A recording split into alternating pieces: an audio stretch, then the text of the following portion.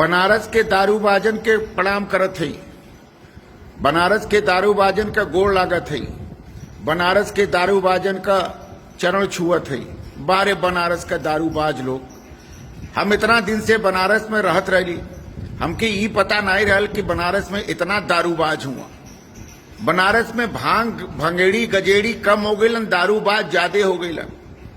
आज दारू का दुकान का खुलल कि सवेरे 5 बजे से दारू के दुकान पर लगला लाइन लगावे। अंग्रेजी दुकान पर भी लाइन उतने बड़ा, ठर्रा वाले दुकान पर भी, नूरी वाले दुकान पर भी उतने बड़ा। अभी तक कहत रहा लोग के भोजन नहीं मिलत हो, पानी नहीं मिलत हो, बड़ा कष्ट बा। दारू का दुकान खुलते भोजन का भूख खत्म हो गई, प्यास खत्म हो गई, दारू का प्यास बढ़ गई।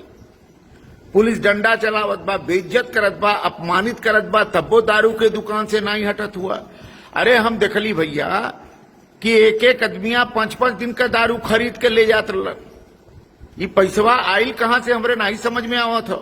अभी तक पैसा पैसा चिल्लात रहा, दारू के दुकान खुलते पैसा पता नहीं कहां से आ गई। इतना भीड़ दारू के दुकान पर। अरे भैया दारू के चक्कर में बनारस के संकट में मत डाल दिया लोग। कहीं ऐसा न हो कि बनारस में कोरोना से 2-4 हजार लोग मर जाएं। सबकर जीएल हराम कर दिया दारू के चक्कर में।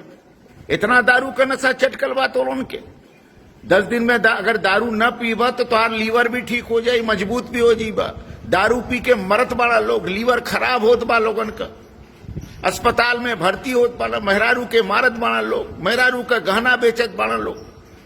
हमरे बगल में एक जने का घर रहल, दारू पिए खातिर अपने मेहरारू के इतना मार दिलन कि ओकर मुंह हाथ फूट गए। पुलिस का रिपोर्टी हो गई। ये कुल करे का कौन जरूरत है? कुछ दिन दारू ना पीबा तो कुछ बिगड़ी नहीं तो यार। अरे भांग मंगा के पीसला सील पर, पिसबा नहीं, दम लगी। दारू पी के तो दम खत्म हो गई बा, खोखला हो गई बा। इस सरकार भी गजबे काम कैले बा कि रेवेन्यू कलेक्ट करे खातिर दारू का दुकान खोल दिलस। आज सवेरे से दारू खातिर मारा मारी शहर में देखा था। एको पान का दुकान नहीं खुलल, लेकिन दारू का दुकान पर भीड़ देखला हर जगह। लंका पर देखला, नरिया पर देखला, लक्सा पर देखला, मामूरगंज में देखला, हर जगह लंबी लंबी लाइन। न कोनो सोशल डिस्टेंसिंग, न कोनो गमछा से मुंह बांधने का तरीका। दारू का नशा में फियाइल घूमत बाना लोग, जल्दी दे दा, जल्दी दे दा। कई लोग तो ब्लैक में दारू खरीदे खातिर तैयार हुआ।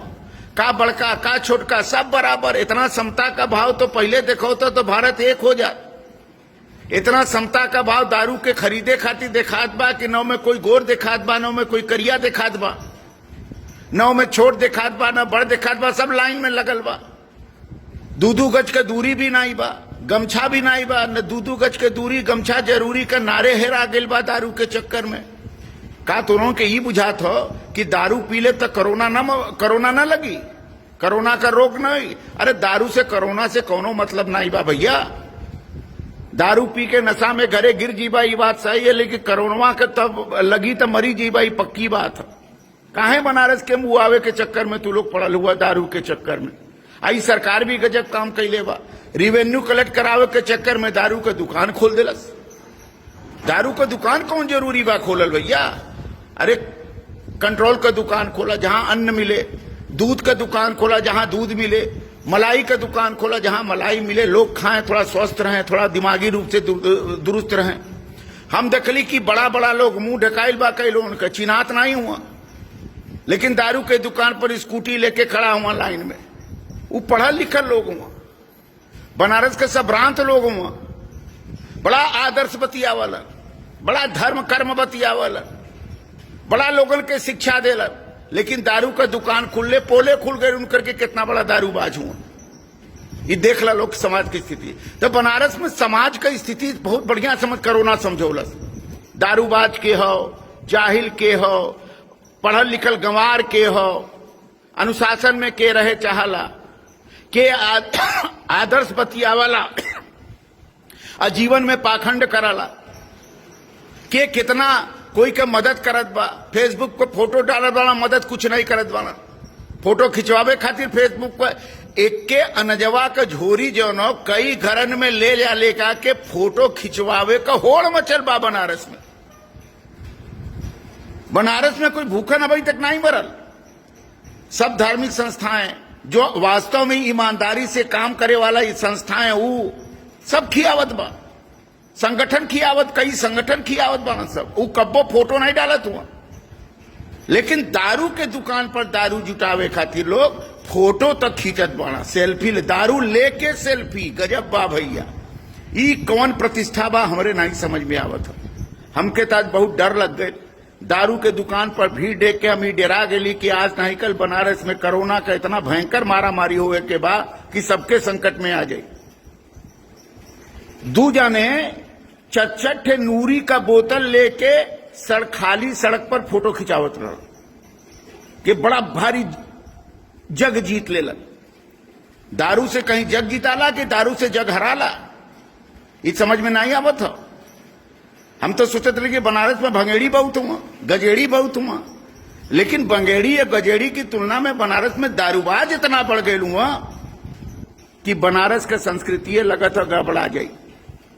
यही से अस्पतालवा चलत बा, लीवर खराब बा, सांस लेवे का दिक्कत बा, सब दारू से होत बा। घरे में खाना नहीं बा लेकिन पिए के चाहिए, पी के नारी में लोटत बा लोग। एक जाने सवेरवे जो है लंका के वरिया जो नस्सी की तरफ रस्तवा जाला, पता नहीं कौन दारू पी के लोटल ओठिया गिरल। अब बतावा इतना नशा चटकल बात उनके। भैया दारू खरीदा, दारू ला, दारू पिया, अनुशासन से पिया ना, के रोक ले बा। एक सड़क पर चलत रहा, बड़ा खुशी होके चलत रहा, पूछली कि भैया बड़ा खाए खुश हुआ, हमन के तो चेहरा मुरझा गया बा लॉकडाउन में। तो कहना कि भैया लॉकडाउन के 1 महीना का पूरा कष्ट भुला गए। हम के कहा तो हम जाती बोतल लेवे, बोतल ले करके 3 दिन 4 दिन का लेब, 1 हफ्ता का लेब, पी के टन रब, हमके कोनो चिंता नहीं। दारू का दुकान खैले लॉकडाउन का कष्टवे भुला गए लोग। ई हालत बा बनारस का। बाहर बनारस गजब बनारस हो गई बा। युवा तो युवा, बुजुर्ग लोग 60-60 साल 70-70 साल लगे जेकर रोकल बा कि घरे में से न निकले, उनके कोरोना ढेर पकड़ ली। ऊ लोग भी दारू खातिर पगलाइल हुआ, रिटायर हो गए हुआ तब वो दारू खातिर पगलाइल हुआ। गजब आज स्थिति दृश्य बनारस का रहल। सरकार से हमार निवेदन बा कि दारू के दुकान जरूर खोले, रेवेन्यू की जरूरत भी बा, तनख्वाह देवे के पड़ी, लोगन के खियावे के पड़ी, लेकिन अनुशासन में रखें। 1 घंटा आधा घंटा दारू का दुकान खोल के बंद कर दे, रोज खोले वो अलग बात बा, लेकिन सवेरे से लेके 7 बजे तक अगर दारू का दुकान खोलियन तो हमके लगा था कि बनारस में जितना धन 1 दिन में दारू से मिल जाये उतना तो पूरे साल भर में न मिलल हो। ये हालत बा बनारस का। आज बनारस का अद्भुत दृश्य देख ली, दारू बाजन के भीड़ देख ली, बड़े बड़े लोगों ने दारू बाजन के भीड़ देख ली, और देख के इस समझ में आयल कि बनारस का समाज अब बदल चुकल बा। अब बनारस का बनारसी वो बनारसी नहीं रह गई। जन मुसुक बल्ला बांध करके चले, सांस से चले, मुंह छांट के चले, वैसन बनारसी अब नहीं हुआ। ऐसे संकट बहुत बड़ा बा बनारस में। हे दारूबाज लोग, अनुशासन में रहा, बनारस के बचावा, दारू पिए में बनारस के सत्यानाश मत कर दा। तो यार हमसे निवेदन है, हाथ जोड़ कर हम निवेदन बार बार करते हैं।